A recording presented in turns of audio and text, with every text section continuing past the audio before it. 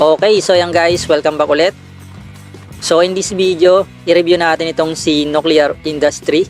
So para itong isang mining na kung saan automatic na siya guys nag-generate ng income daily.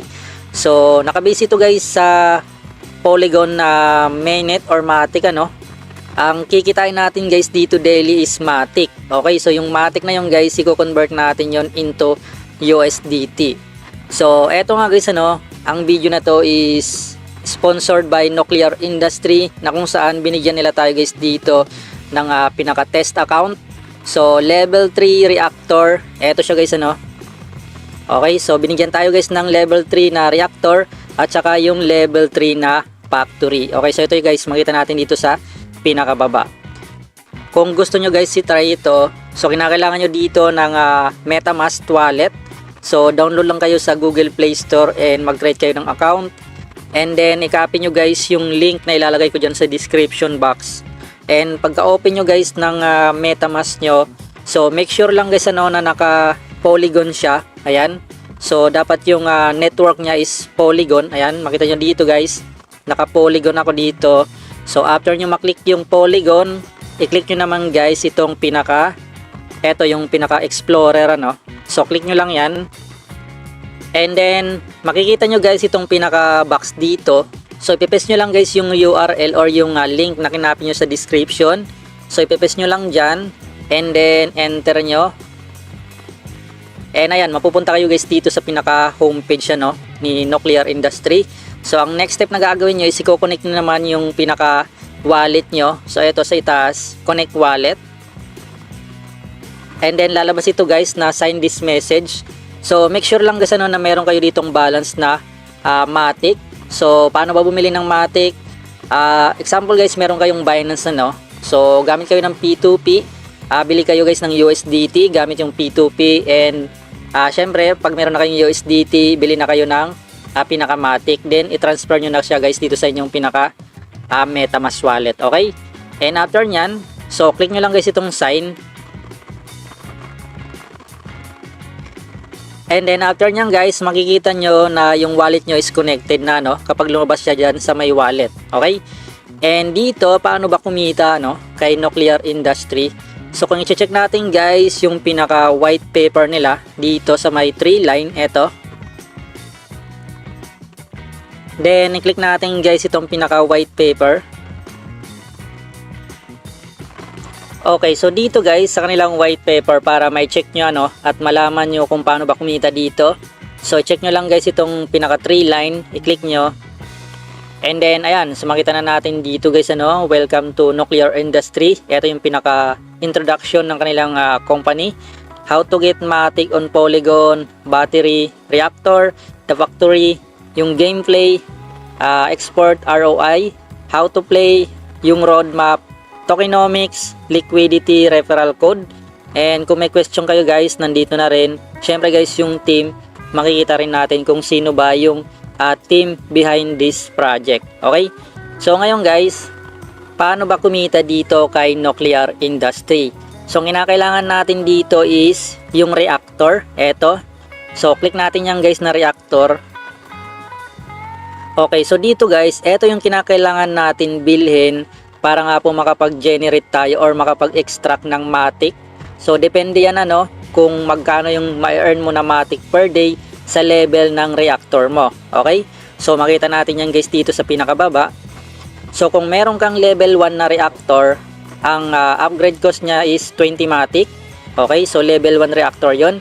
And yung income mo per day is 0.75 Matic. Okay? So medyo maliit lang siya. Pero para sa akin guys, goods ito kasi pag malaki naman kasi yung income, yung sinasabi nila too good to be true. So syempre guys, hindi natin alam ano, baka kinabukasan lang is wala na yung project. Okay? So yung ganyang income is goods yan para sa akin. And sa tingin ko naman tatagal itong project na ito. Okay? And kung meron ka naman level 2 na reactor, kikita ka dito ng 2 Matic. So magkano yung pag-upgrade sa level 2? Kinakailangan mo ng 30 Matic. Okay? So dito, pag nag level 3 ka naman, ang upgrade cost niya is 40 Matic. Daily kikita ka ng 5 Matic. Okay?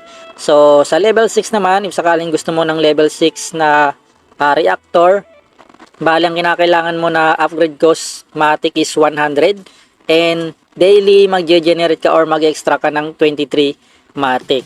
Okay, so dito nga pala guys pwede tayong bumili hanggang 6 na reactor.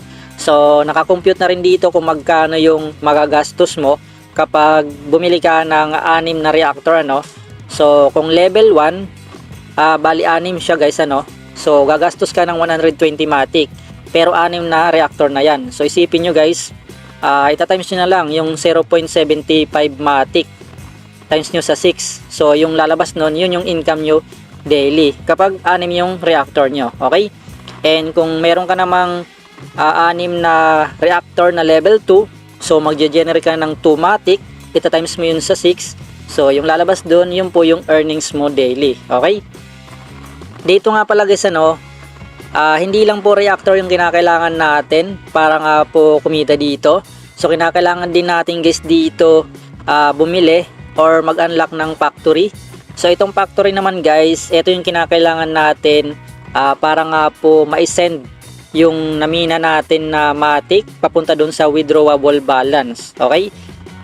Kinakailangan guys, pag level 1 yung reactor, level 1 din yung factory. Okay, dapat same level sila. Pag level 6 yung reactor mo, kinakailangan level 6 din yung factory mo. Okay, so bakit nga ba kinakailangan same level? Kasi dito guys, kapag mas mababa po yung reactor mo or yung factory mo pala so kung kikita ka daily ng 2 matic, so syempre kung hindi mo in-upgrade yung reactor mo, so mas mababa yung may sesend mo doon sa inyong pinaka withdrawable balance, which is yung tinatawag nila na battery. Okay? So ngayon, kinakailangan guys same level sila. So mamaya papakita ko yan sa inyo guys doon sa mismong account natin And then dito naman guys sa gameplay. Okay, so sa gameplay guys, ayun. So same lang naman siya. Pinakita niya lang dito lahat kung paano mag-earn and paano ba mag-withdraw. Okay? And about naman guys sa roadmap nila. Okay, so check natin guys yung roadmap. Okay, so I think dito guys, nasa social media creation na sila. Kasi nag-hire na sila guys dito ng pinaka social media influencer para nga po guys ma-promote yung pinaka platform nila And good thing dito guys is magkakaroon sila ng pinaka NOC token, which is yung pinaka native token nila dito. And then yung po guys yung ilalunch nila sa mainnet So sa tingin ko naman goods itong project na ito. And tokenomics, makita natin siya dito. Ayan. So yung current state niya is matic token. And future state, ito na nga guys yung pinaka native token nila na nuclear token or yung NOC. And ayan, yung token type makita natin dito. Yung token distribution. Ayan, so creative team 10%, community 70%, marketing 20%. Okay? And dito naman yung team behind this project. So ayan, pwede natin guys i-check. Pero makita natin dito hindi totoong picture nila Yung pangalan lang, ito. Si Asura Nocturne. Okay, so siya yung founder. And yung si Eldritch naman, Eldritch Shadowbell yung developer. And si Selvan Vortex, community manager. And si Terong guys, marketing manager. Okay? So ngayon naman, balik tayo guys doon sa pinaka-game natin. Okay, so ayan, nandito tayo guys sa aking pinaka-account So currently, makita nyo dito, ito nga po yung binigay sa akin na nuclear. So level 3 po yan guys at nag-extract ako dito ng 5 matic per day. And syempre, nasa sa akin na lang kung gusto ko siyang i-upgrade or mag-unlock ulit ng panibagong nuclear. So ito nga po guys yung cost niya. Bawat unlock mo ng nuclear, magbabayad ka ng 20 matic. Okay? So hanggang 6 na nuclear yung pwede mong i-unlock dito. And then dito naman sa baba, makita natin kung magkano yung na-extract na natin per day. So 5 matic per day and currently 0.78 matic yung na-extract pa lang sa akin. So ang gagawin lang natin yan guys, pag meron tayong balance dyan, itatap lang natin tong pinaka send matic to factory and mapupunta siya guys dito sa baba. Eto, ayan. Kapag natap natin send matic to factory, mapupunta siya guys dyan. Okay? And ngayon naman, dito makita nyo rin na yung factory level natin is level 3. So same po doon sa aking reactor. Itong level 3 na factory ko is nagpa-process siya ng 25 matic per day para nga po guys ma-withdraw natin yung pinaka-balance natin, which is meron na tayo ditong 10.76 matic na ready to send doon sa battery. So saan ba guys yung battery? Ito yung withdrawable balance na natin na mapupunta siya guys dito. Okay, pag nandyan na po guys yung matic natin, ibig sabihin pwede na tayong mag-withdraw dito. Okay, so hindi ko lang alam kung makakapag-send ako ngayon kasi kakasend ko lang kanina. So I think meron siyang limit. So click lang natin guys itong pinaka-send battery. Okay, so makita nyo guys dito, I'm sorry, you've reached the daily sending limit for the battery. Please try again tomorrow. Okay, so ayun, hindi nga tayo guys makakapag-send na ngayon ano. Ituturo ko na lang sa inyo guys kung paano ba mag-withdraw dito. So kapag meron na kayong balance dyan, i-click nyo naman guys itong pinaka-wallet nyo. Eto. And then lalabas guys itong pinaka-withdraw. Syempre, click nyo yung withdraw button. Okay, so dito guys, medyo mahirap maintindihan dito. Lalo na kung hindi mo siya chinek ano. Kasi pwede ka dito matalo. Kasi dito, kung titignan natin guys, click natin ito. Ayan. So pakita ko lang sa inyo no. So dito, yung America, if sakaling America yung pipiliin mo, bali yung withdrawal mo dito is magta times 10 kapag nanalo ka. Pero syempre kapag natalo ka is baka mawala yung balance mo at maglaong parang bula. Kasi kung titingnan natin dito, yung chance lang na manalo ka dyan is 1%. Okay, so napakababa guys ng chance mo dyan. Kaya I suggest na dito na lang kayo guys sa pinakagilid, eto. Ayan, kasi Philippines po siya guys. And kung i-check natin, ang chance po natin na manalo dito is 98%. Okay? So ayan, 98% po guys. Okay? And ayun, so meron akong balance dito ano, ng 5 matic. Ayan. So check ko nga guys ano kung makapag-withdraw tayo. Lagay natin 5 matic. Okay, so mura lang naman itong matic ano. And meron siya guys dito ng transaction fee. Kaya hindi rin maganda yung mag-withdraw ka dito palagi kasi baka malugi ka lang sa transaction fee. So for demonstration sa video na ito is try natin kung makapag-withdraw tayo. So click natin guys yung claim. Okay, so mukhang makakapag-withdraw tayo guys. And ito nga po guys yung estimated gas fee nya. Ayan, 0.0021 matic. So click na natin yung confirm. Okay, transaction submitted. And wait lang natin. Okay, so makita nyo guys, congratulations, you won times 1. Okay, so ayan. And kung titingnan natin guys, yung balance natin ay wala na tayong balance ano.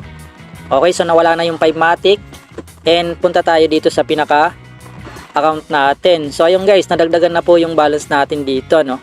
Ayan. So meron na tayong 52 matic. And para ma-check natin yung transaction, click lang natin.